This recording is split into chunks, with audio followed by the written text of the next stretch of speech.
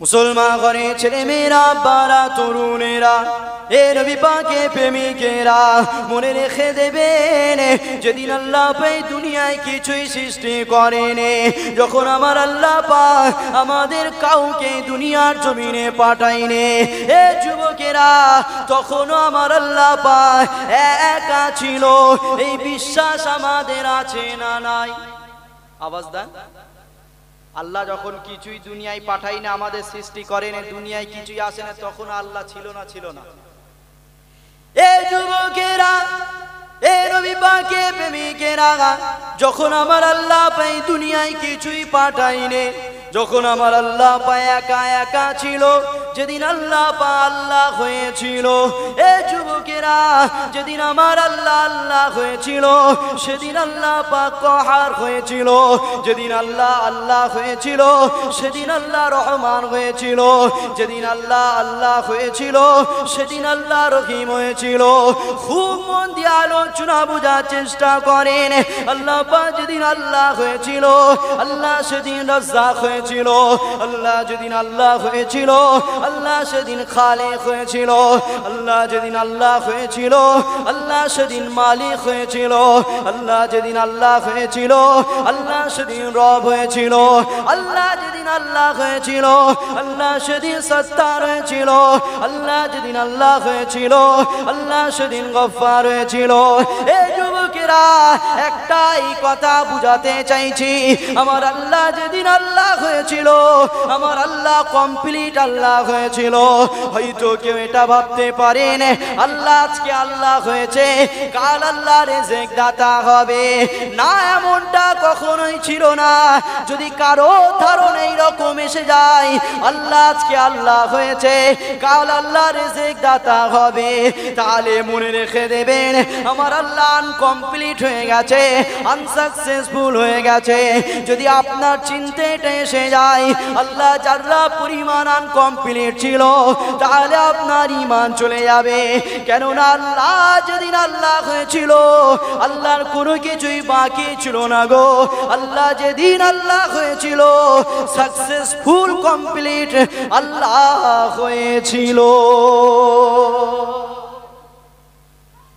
আমার আল্লাহ যেদিন আল্লাহ হয়েছিল, যখন আমরা দুনিয়ায় আসেনি কেউ, বাপ দাদু তো অনেক দূরের কথা, কাউকে আল্লাহ যখন দুনিয়ায় পাঠাইনি, তখন আল্লাহ ছিল না? ছিল না? হ্যাঁ, এই বিশ্বাস রাখতে হবে আমাদের যে আল্লাহ যখন আমাদের কাউকে দুনিয়ায় পাঠাইনি, তখনও মালিক একা একা ছিল। আর যেদিন মালিক আল্লাহ ছিল, আল্লাহ হয়েছে, সেদিন আল্লাহ রাজ্জাক হয়েছে। যেদিন আল্লাহ আল্লাহ হয়েছে, সেদিন আল্লাহ রহমান হয়েছে। যেদিন আল্লাহ আল্লাহ হয়েছে, সেদিন আল্লাহ রহিম হয়েছে। যেদিন আল্লাহ আল্লাহ হয়েছে, সেদিন আল্লাহ খালিক হয়েছে। যেদিন আল্লাহ আল্লাহ হয়েছে, সেদিন আল্লাহ মালিক হয়েছে। যেদিন আল্লাহ আল্লাহ হয়েছে, সেদিন আল্লাহ সত্তার হয়েছে। জোরে বলুন সুবহানাল্লাহ। এবার বান্দা আল্লাহকে জিজ্ঞাসা করে, আল্লাহ সব বুঝলাম, তুমি রব, তুমি মালিক, তুমি খালিক, সব ঠিক আছে, যেদিন কেউ দুনিয়ায় আসেনি তুমি সত্তার কেন হলে? আল্লাহর একটা নাম সত্তার আছে না নাই? এই নাম কেন? আল্লাহ এই নামটা নিয়েছে বান্দার গুনাহকে গোপন রাখার জন্য। জোরে বলুন সুবহানাল্লাহ। আল্লাহ বলে তোরা গুনাহ করবি, আর আমি আল্লাহ সত্তার নামের ওসিলায় তোদের গুনাহকে গোপন রেখে দেব। জোরে বলুন সুবহানাল্লাহ। কেন? অন্যান্য নবীর উম্মতদের দিকে তাকিয়ে দেখেন, তারা গুনাহ করত, ঘরে এসে দেখতো ঘরের দরওয়াজায় কি গুনাহ করেছে সেটা লেখা হতো, সমাজে হাইলাইট করে দেওয়া হতো, সমাজে প্রচার করে দেওয়া হতো। আর আমরা যদি চুপি চুপি মদ খেয়ে আসি, ঘরের দরওয়াজায় লেখা থাকে নাকি? হ্যাঁ, নামাজ কাজা করে ফেলেছি, কে কোন ওয়াক্ত নামাজ পড়িনি, এটা সমাজের মানুষের কাছে হাইলাইট করে দেয় আল্লাহ? দেয় না। আল্লাহ বলে এই সম্মানটাও দিয়েছি শুধু আমার বন্ধুর খাতিরে। জোরে বলুন সুবহানাল্লাহ। কেন? তোরা আমার বন্ধুর উম্মত হয়ে গেছিস, তাই সমাজের মানুষের কাছে তোদেরকে ছোট করিনি, সিস্টেম করে দিয়েছি, কাজা নামাজ পড়ে নিবি, লোক না জানতে পারে তাই সিস্টেম করে দিয়েছি, কাজা নামাজ পড়ে নিবি। সমাজে জাহির করে দেইনি, হাইলাইট করে দেইনি যে ও নামাজ পড়েনি, একজন যেন আঙুল না তুলতে পারে আরেকজনের বিরুদ্ধে। আমার হাবিবের খাতিরে এই সম্মান তোদেরকে দিয়েছি। জোরে বলুন সুবহানাল্লাহ। তাহলে আল্লাহ যেদিন আল্লাহ হয়েছে সেদিন আল্লাহ সত্তার নামটাও হয়েছে আল্লাহ। এবারে বান্দা জিজ্ঞাসা করে, আল্লাহ সব বুঝলাম, কিন্তু আমরা তো কেউ দুনিয়ায় সেদিন যাইনি যেদিন তুমি সত্তার হয়েছো, তাহলে আমাদের কেউ দুনিয়ায় পাঠাননি আপনি, আমরা গুনাহ করা শুরুই করিনি, গুনাহ কি জিনিস এটা বুঝিনি, তাহলে কেন আপনি সত্তার নামটা নিলেন? আল্লাহ বলছে, শোন, আমি আল্লাহ সব খবর রাখি, তোরা দুনিয়ায় তোদেরকে পাঠাবো, তোরা দুনিয়ায় যাবি, গুনাহ করবি, আর আমি আল্লাহ গুনাহকে গোপন রাখবো। জোরে বলুন সুবহানাল্লাহ। আমরা দুনিয়ায় আসেনি, তার আগে আল্লাহ গুনাহকে গোপন রাখার সিস্টেম চালু করে নিজের নাম সত্তার দিয়েছে। জোরে বলুন সুবহানাল্লাহ। আমার আলোচনা বুঝতে পারছেন তো? আজকে আমার আলোচনার টার্গেট হলো দুটো। সর্বপ্রথম ইমামে হাসান হুসাইন কোন মালিকের জন্য জান দিয়েছে সেই মালিককে একটু চিনাচ্ছি, তারপরে ওই সাইটে যাব। আগে আসেন মালিক আমাদের জন্য কি বলছে। আল্লাহ সব ঠিক আছে, তুমি সত্তার নামটা কেন নিলে? আমরা তো গুনাহ কি জিনিস বুঝিনি। আল্লাহ বলছে, শোন, আমি আল্লাহ সব খবর রাখি, তোদেরকে যখনই দুনিয়ায় পাঠাবো তোরা গুনাহ করবি, আর আমি আল্লাহ আমার সত্তার নামের ওসিলায় তোদের গুনাহকে গোপন রাখবো। জোরে বলুন সুবহানাল্লাহ। আল্লাহ যেদিনই আল্লাহ হয়েছে সেদিন আল্লাহর নাম হয়েছে গফফার। আল্লাহ গফফার নামের ওসিলায় তো আপনি গুনাহকে মাফ করেন। গফফার মানে তো বড় ক্ষমাকারী। তো আমরা তো কেউ দুনিয়ায় যাইনি, আমরা তো গুনাহ করিনি, বড় গুনাহ হোক ছোট হোক যাই হোক, আমরা তো কখনো গুনাহই করিনি। আল্লাহ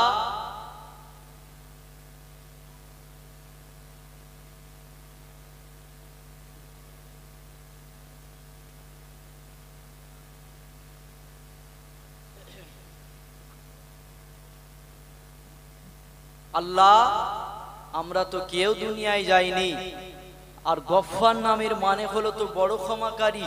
আপনি কাকে ক্ষমা করবেন বলে এই নামটা নিয়েছেন গফফার? যেদিন কেউ আসেনি দুনিয়ায়, তখন আল্লাহ বলছে, আমার দাস দাসী শুনে রেখে দে, তোরা দুনিয়ায় যাবি, গুনাহ করবি, আর আমি আল্লাহ তোদেরকে মাফ করার জন্য আমার নাম গফফার। জোরে বলুন সুবহানাল্লাহ। তাহলে আমরা গুনাহ করবে এটা আল্লাহ জানে না? জানে না, সব জানে, সব খবর রাখে আমাদের গুনাহ হবে। তাহলে এত ভেঙে পড়ার কি আছে, এত নিরাশ হয়ে যাওয়ার কি আছে? আসেন সেই আল্লাহর দিকে ফিরে আসেন, আসেন সেই মুহাম্মদ রসুলের দিকে ফিরে আসেন, যে মুহাম্মদ রসুলের খাতিরে আল্লাহ আমাদের গুনাহকে গোপন রেখেছে। সেই নবীকেই আমরা চিনি না।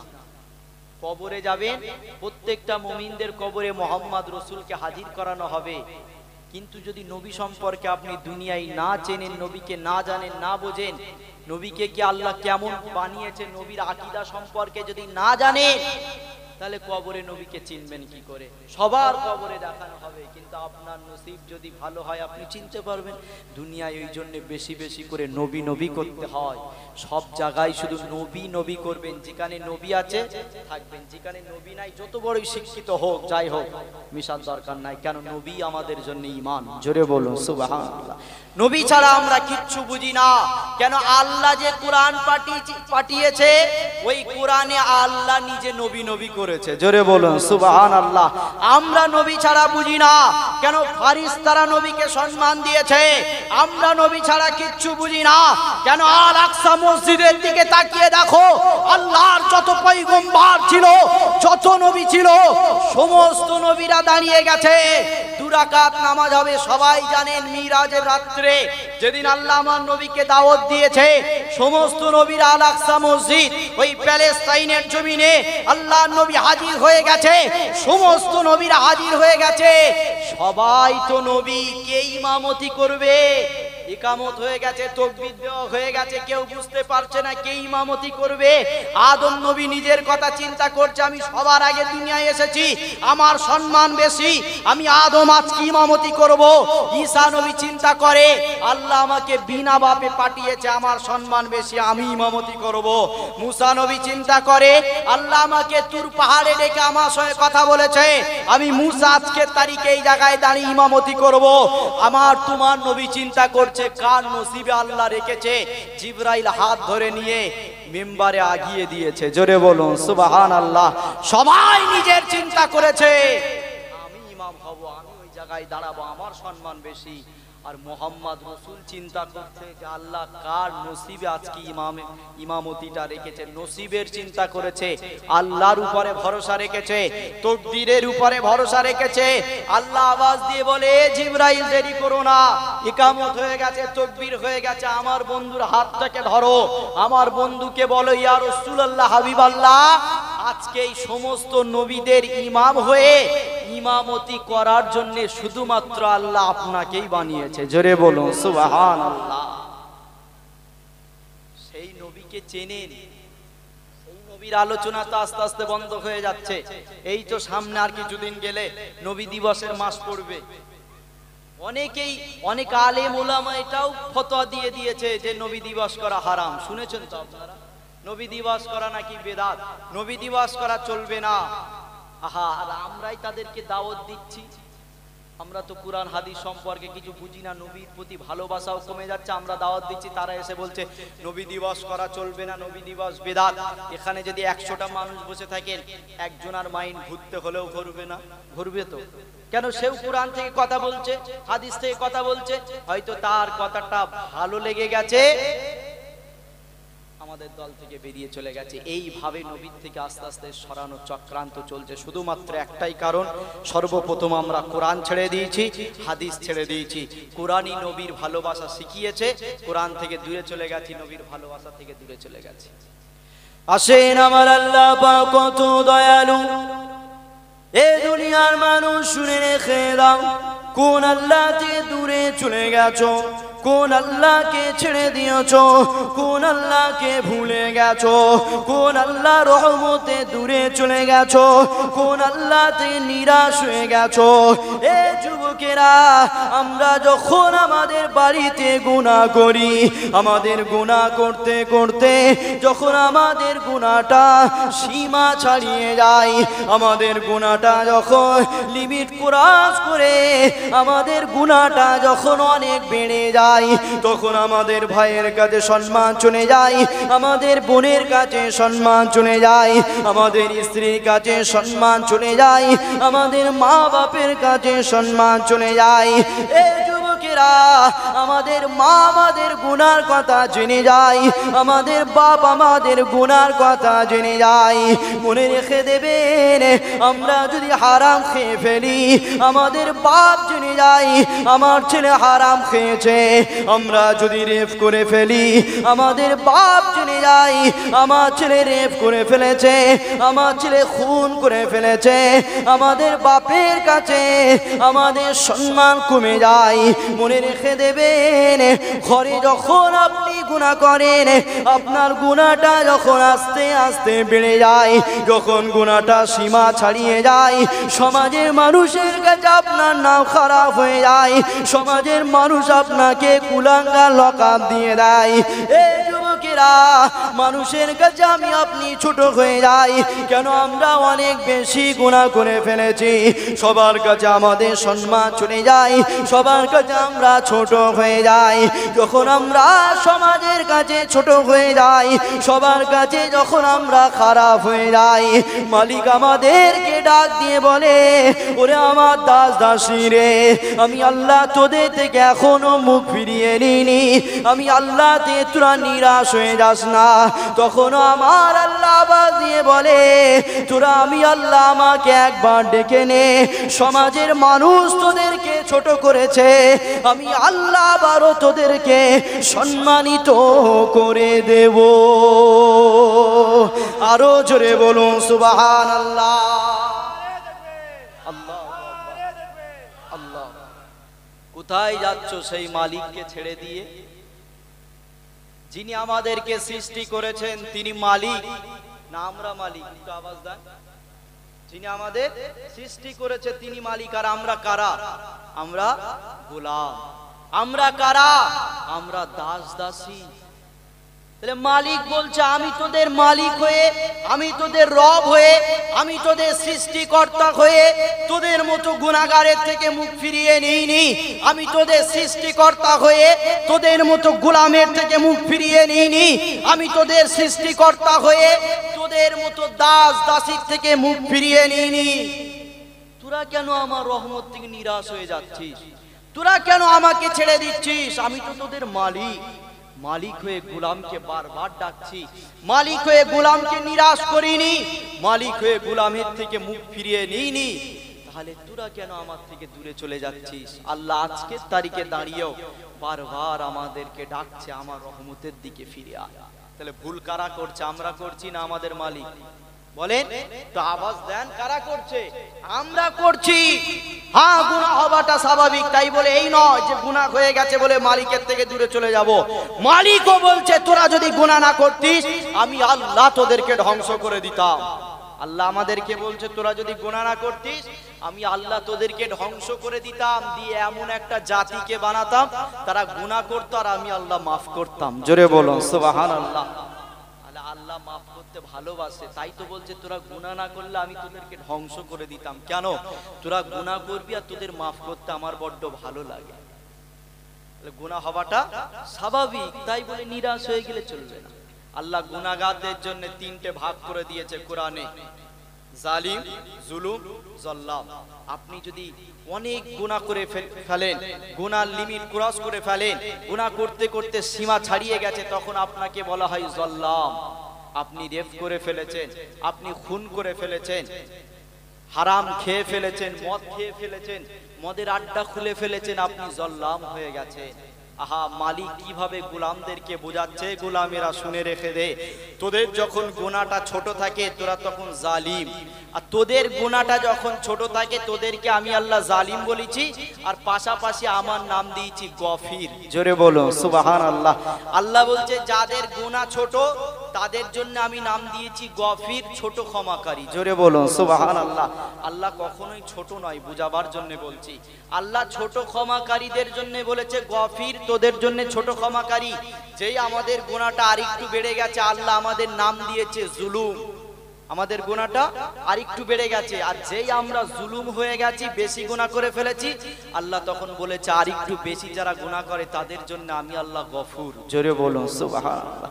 আমি আল্লাহ আরেকটু বেশি গুনাহগারদের জন্য গফুর, তাদেরকে আরেকটু বেশি ক্ষমা করতে পারি। জোরে বলুন সুবহানাল্লাহ।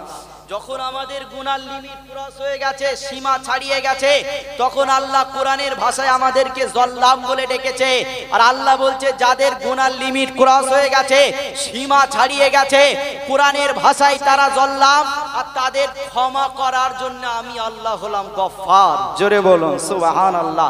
আস্তে আস্তে আমরা গুনাহ করছি আর আল্লাহ ক্ষমার নামটা আরো বাড়িয়ে দিচ্ছে। জোরে বলুন। এই সমাজের দিকে তাকিয়ে দেখেন, আমরা যদি ঘরে গুনাহ করি আমাদের ভাই জেনে গেলে সম্মান চলে যায়, তো বোন জেনে গেলে ছোট হয়ে যায়, স্বামী জেনে গেলে স্ত্রী ছোট হয়ে যায়, স্ত্রী জেনে গেলে স্বামী ছোট হয়ে যায়, বাপ মা জেনে গেলে সন্তান খারাপ লাগে, ছোট হয়ে যায়, ঘর থেকে বার করে দেয়। ভালো ভালো ফ্যামিলি যারা আছে, যদি আপনারা সন্তান যারা আছেন মদ খেয়ে যদি ঘরে ঢোকেন, বাপ মা উঠতে দেবে? ঘরে বার করে দেবে। কেন? আমার ছেলে গুনাহ করে ফেলেছে। আমরা গুনাহ করলে সম্মান চলে যায়, আমরা গুনাহ করলে গুনাহ করতে করতে লিমিট ক্রস হয়ে গেলে মা বাপ ঘর থেকে বার করে দেয়। যেখানে সমাজ আমাদের কুলাঙ্গার লকআপ দিয়ে দেয়, সমাজে আমাদেরকে আর কেউ নেয় না, সমাজ আমাদেরকে দূরে সরিয়ে দেয়, তখন মালিক বলছে ওরে আমার দাস দাসীরে শোন, সমাজ তোদেরকে দূরে করে দিয়েছে, তোর বাপ মা তোকে ঘর থেকে বার করে দিয়েছে, আমি মালিক কিন্তু তোর থেকে সরে যাইনি, আমি মালিক কিন্তু তোর থেকে মুখ ফিরিয়ে নিইনি। তোর মা বাপ তোকে ঘর থেকে বার করে দিয়েছে, আমি আল্লাহ এখনো ডাকছি, তুই আমার ডাকে যদি একবার সাড়া দিস, যত বড়ই গুনাহগার হোস, যত বড়ই গুনাহ করে ফেলিস না কেন, আমি আল্লাহ আমার রাস্তায় ফিরে আই, আমার গফফার নামের ওসিলায় সমস্ত গুনাহকে মাফ করে দেব। জোরে বলুন সুবহানাল্লাহ। কোথায় নিরাশ হয়ে যাচ্ছ? এখানে এমন কেউ আছো যে নিজের সন্তানকে মেরে মাটিতে চাপা দিয়েছো? আছো কেউ? ইতিহাস পড়ে দেখো, হাদিস সাক্ষ্য রয়েছে, নিজের বাচ্চাকে মেরে বালি খুঁড়ে বালির ভিতরে চাপা দিয়েছে। কি দোষ ছিল ওই বাচ্চাটা? মাসুম বাচ্চা, শুধু কন্যা সন্তান হয়ে জন্মেছে, পুরুষ হয়নি।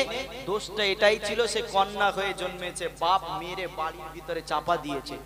কেউ করেছো এরকম কিছু? নিজের বাচ্চাকে আমরা কেউ মেরেছি? এত বড় গুনাহ করেছে, আল্লাহ গফফার নামের ওসিলায় মাফ করে দিয়েছে। জোরে বলুন সুবহানাল্লাহ। এখানে যারা বসে আছো কেউ 100 জন মানুষকে খুন করেছো? হ্যাঁ 100 জন মানুষকে কেউ খুন করে বসে আছো এখানে? নাই তো। কিন্তু হাদিস সাক্ষ্য রয়েছে 100 জনকে খুন করেছে, তাকেও আল্লাহ নিরাশ করেনি, গফফার নামের ওসিলায় মাফ করেছে। জোরে বলুন সুবহানাল্লাহ। কোথায় যাচ্ছ সেই মালিককে ছেড়ে দিয়ে, যে মালিক এত বড় বড় গুনাহগারদের ক্ষমা করে দিয়ে তার রহমতের দিকে টেনে এনেছে? তুমি কোথায় যাচ্ছ? হয়তো তোমার একটু নামাজ কাজা হয়ে গেছে, হয়তো দাড়ি চেঁচে ফেলেছো, হয়তো গান শুনে ফেলেছো, হয়তো সিনেমা দেখে ফেলেছো। কে বলেছে তোমাকে যে তোমার গুনাহ থেকে মালিকের রহমত ছোট? কে বলেছে মালিকের রহমত থেকে তোমার গুনাহ অনেক বড়? মালিক বলছে প্রতি বছর আমার রহমত আর গজবের পরীক্ষায় আমার রহমত জিতে যায়। জোরে বলুন সুবহানাল্লাহ। মুসলমান ঘরে ছেলে মেয়েরা, বারা তরুণেরা, এ নবী পাকে প্রেমিকেরা, আসেন আল্লাহ আমাদের মতো গুনাহগারের জন্য। কুরআনে কি জানিয়েছে? আমার আল্লাহ নিজে জানিয়েছে, লা তাকনাতু মির রাহমাতিল্লাহ। ওরে আমার দাস দাসী রে, তোরা আমার রহমতে নিরাশ হয়ে যাবি না। আল্লাহ পাক নিজে আমাদেরকে বলেছে, তোরা আমার রহমতে নিরাশ হয়ে যাস না। আজকে আমরা গুনাহ করে ফেলেছি, নামাজ কাজা করেছি, রোজা কাজা করেছি, হজ যাকাত কাজা করে ফেলেছি, গান শুনে ফেলেছি, আমাদের ধারণা এসে গেছে আমরা অনেক বড় গুনাহ করে ফেলেছি। মালিকের থেকে আমরা দূরে চলে গেছি, মালিকের থেকে মুখ ঘুরিয়ে নিয়েছি, মালিকের রহমতের আশা ছেড়ে দিয়েছি। এই যুবকেরা শুনে রেখে দাও, তুমি গুনাহ করেছো তো কি হয়েছে? মালিক বারবার ডেকে বলে, ওরে আমার বান্দা বান্দি রে, আমার থেকে নিরাশ হয়ে যাস না। লা তাকনাতু মির রাহমাতিল্লাহ। আমি আল্লাহ আমার রহমতের দিকে ফিরে আই। এ বান্দা রে, কে তোদেরকে বুঝালো আমি আল্লাহ তোদেরকে ক্ষমা করতে পারবো না? কে তোদেরকে বুঝালো আমি আল্লাহ আমার রহমতে তোদের গুনাহ অনেক বেশি? ওরে আমার দাস দাসী রে, তোদের চিন্তা যেন এইরকম না হয়ে যায় আমার মতো গুনাহগারকে আল্লাহ ক্ষমা করবে না। আমরা গুনাহ করে ভেঙে পড়ি, আল্লাহ আমাদের ক্ষমা করবে না, আল্লাহ আমাদেরকে মাফ করবে না, এটাও আমার আল্লাহ জানিয়েছে। ওরে আমার বান্দা বান্দি রে, শুনে রেখে দে, গুনাহগারদের জন্য আল্লাহ জানিয়েছে, কখনো গুনাহ হয়ে গেলে তুই এটা কখনো ভাবিস না আমি আল্লাহ তোকে ক্ষমা করব না। এটা কখনো তুই ভাবিস না যে আমার মতো গুনাহগারকে আল্লাহ ক্ষমা করবে না। এ দুনিয়ার মানুষ শুনে রেখে দে, তুই যত বড়ই গুনাহগার হোস না কেন, আমি আল্লাহ আমার উপরে ভরসা রাখ, আর আমার বন্ধুকে প্রেম করে যা, মুহাম্মদ রাসূল তোকে শাফাত করে আমার দয়ার জান্নাতে নিয়ে যাবে। আরো জোরে বলুন সুবহানাল্লাহ।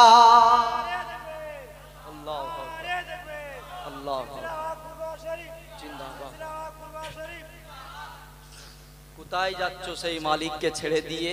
আহা, মালিক কোরআনে গুনাহগারদের জন্য বলছে, লা তাকনাতু মির রাহমাতিল্লাহ। ফিরে আয় আমার রহমতের দিকে, নিরাশ হয়ে যাস না আমার রহমত ছেড়ে দিয়ে। আল্লাহ এইভাবে বলছে। কে তোদেরকে বললো যে আমি আল্লাহ তোদের ক্ষমা করতে পারি না? তুই কখনো এটা ভাবিস না যে আমার রহমতে আমার গুনাহ আল্লাহর রহমতের থেকে বড় হয়ে গেছে। তুই কখনো এটা ভাবিস না যে আমার মতো গুনাহগারকে আল্লাহ ক্ষমা করবে না। অনেকে আছে এরকম ভাবি না যে আমি নামাজ কাজা করে ফেলেছি, মদ খেয়ে ফেলেছি, দাড়ি চেঁচে ফেলেছি, আমার মতো গুনাহগারকে আর ক্ষমা করবে না। বান্দার মনের খবর আল্লাহ জানে না? জানে না, জানে। তাই আল্লাহ বলছে, তুই এটা কখনো ভাবিস না যে আমি আল্লাহ তোকে ক্ষমা করতে পারবো না। তুই এই চিন্তা কখনো করিস না যে আমার মতো গুনাহগারকে আল্লাহ ক্ষমা করবে না। তুই যত বড়ই গুনাহগার হোস না কেন, আমি আল্লাহ আমার রহমতের উপরে ভরসা রাখ, আর মুহাম্মদ রাসূলকে প্রেম করে যা। আমি আল্লাহ যদি আমার কাহার নজর দিয়ে তোকে দেখি, আমার হাবিবের রহমাতাল লিল আলামিন নামের ওসিলায় তোকে আমার হাবিব শাফাআত করবে, দয়ার জান্নাতে নিয়ে যাবে। জোরে বলো সুবহানাল্লাহ। হয়তো তুই গুনাহ করে ফেলেছিস, আমি আল্লাহ কিছুক্ষণের জন্য তোর দিকে হয়তো গরম নজরে তাকাতে পারি, কিন্তু যদি তোর অন্তরে আমার হাবিবের প্রেম এসে যায়, আমার হাবিবের ওসিলায় তোকে ক্ষমা করব। জোরে বলুন সুবহানাল্লাহ। টেনশন কিসে? টেনশন করার দরকার ছিল তো আদম ইব্রাহিম নবীর উম্মতদের। টেনশন করার দরকার ছিল তো ঈসা নবীর উম্মতদের, চিন্তা করার দরকার ছিল তো মুসা নবীর উম্মতদের। আহা, আমরা এমন একটা নবীর উম্মত হয়ে দুনিয়ায় এসেছি যে নবীর নাম নিলে আল্লাহ গুনাহ মাফ করে দেয়। জোরে বলুন সুবহানাল্লাহ। যে নবীর নাম নিলে আল্লাহ আমাদেরকে সওয়াব দেয়, সেই নবীর উম্মত হয়েছি। যারা পরিমাণ নবীর ভালোবাসা নিয়ে কবরে যাবেন, গুনাহগার তো কি হয়েছে, যদি ঈমান থাকে খোদার কসম করে বলছি, বুখারী শরীফের হাদিসকে সামনে রেখে আপনি কবরে যাবেন, কবরে শুইয়ে দেবে মুস্তাফার সঙ্গে দিদার হবে। জোরে বলুন সুবহানাল্লাহ। তাহলে আমাদের চিন্তা কিসে, আমাদের চিন্তা কিসে? আহা, আজকে মুহররম মাস, আমরা এখানে সবাই একত্রিত হয়েছি। হয়তো কেউ ভাবতে পারেন যে হুজুর আপনি সব কথা বলছেন কেন, ইমামে হাসান হুসাইনের কথা বলেন, মুহররম মাসে কি কি হয়েছে সেই ঘটনা বলেন, আপনি কেন এসব বলছেন? ইমামে হুসাইন পাক হুজুর কার জন্য কারবালার জমিনে শহীদ হয়েছে? জোরে বলেন, কাকে খুশি করার জন্য? তা আওয়াজ দেন, কাকে খুশি করেছে শহীদ হয়ে? আল্লাহকে। কার জন্য গর্দান জুদা করেছে? আল্লাহর জন্য। ইমামে হুসাইন পাক হুজুর কোন প্রেমে নিজের গর্দানকে শহীদ করেছে? কিসের ভালোবাসায় হাসতে হাসতে জান দিয়েছে? আল্লাহর ভালোবাসাই। সেই আল্লাহর ভালোবাসা যদি আমরা না বুঝলাম, আল্লাহর ভালোবাসা কি জিনিস না জানলাম, ইমাম হাসান হুসাইন হুজুরের ঘটনা বলে দিয়ে চলে যাব না। আগে মালিককে চেনো, আগে মুহাম্মদ রাসূলকে চেনো, তারপরে ইমাম হাসান হুসাইনকে চিনতে যাবে, তারপরে কারবালার রস শুনবে। ইমাম হাসান হুসাইন নিজের জান দেওয়াকে পছন্দ করেছে, অন্যায়ের কাছে মাথা নত করেনি। কেন? মালিককে খুশি করার জন্য। মালিকের সঙ্গে সেই সম্পর্ক আগে করো, তারপরেই তো কারবালার রস। দরুদ শরীফ আল্লাহুম্মা সাল্লি আলা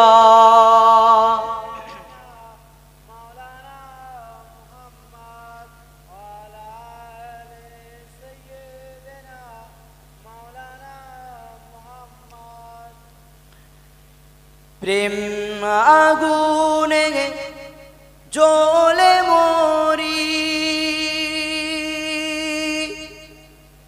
ও হে রব্বানা আমি যারি প্রেমে পাগল, সে তো মদিনা। আমি যারি প্রেমে পাগল, সে তো মদিনা। ঘুরিয়া আমি পাগল বেশে, মনের পিয়া দেখিবার আসে।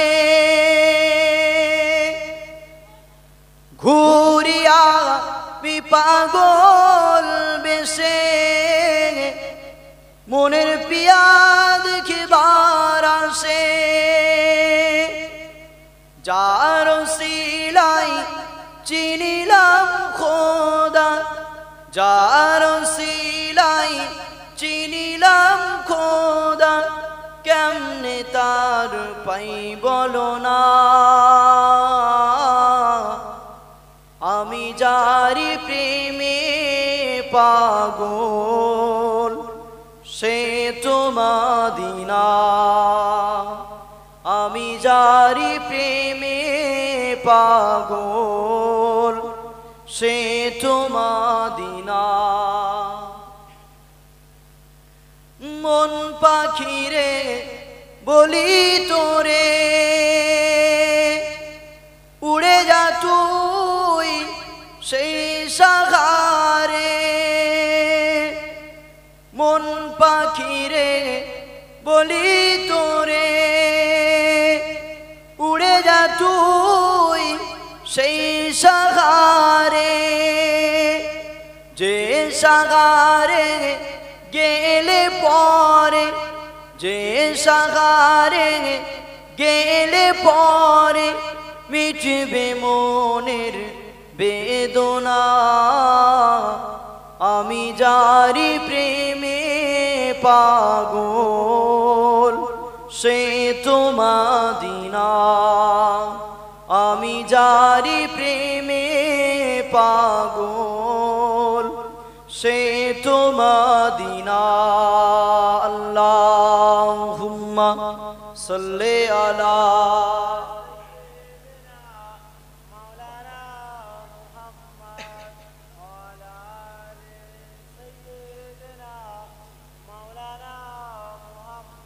कलमा ला इलाहा इल्लल्लाह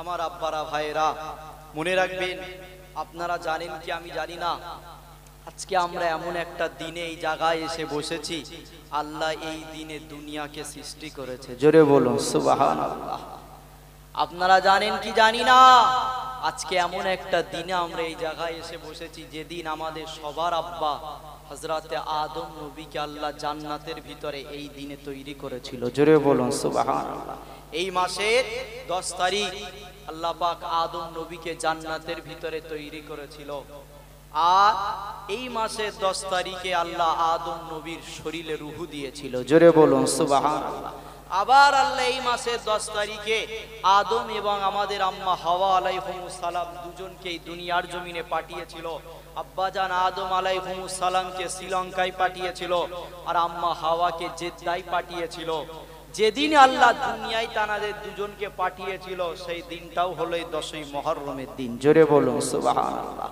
আপনারা জানেন কি জানি না আদম আলাইহিস সালাম এবং আম্মা হাওয়াকে আল্লাহ যেদিন এক জায়গায় করিয়েছিল আরাফাতের ময়দানে সেই দিনটাও ছিল 10ই মুহররমের দিন জোরে বলুন সুবহানাল্লাহ হয়তো ভাবতে পারেন যে আরাফাতের ময়দানে নামটা কেন হলো মনে রাখবেন আরাফাত শব্দের অর্থ হলো পরিচয় পরিচিতি হওয়া আদম আলাইহিস সালাম এবং আম্মা হাওয়াকে ওই আরাফাতের ময়দানে একত্রিত করেছিল তাই ওই জায়গাটার নাম হলো আরাফাতের ময়দান জোরে বলুন সুবহানাল্লাহ আবার আদম নবী বারবার আল্লাহর কাছে কেঁদেছে গন্ধম ফল খাওয়ার জন্য আল্লাহ যেদিন আদম নবীর দোয়াকে কবুল করেছিল সেই দিনটাও হলো 10ই মুহররমের দিন জোরে বলুন সুবহানাল্লাহ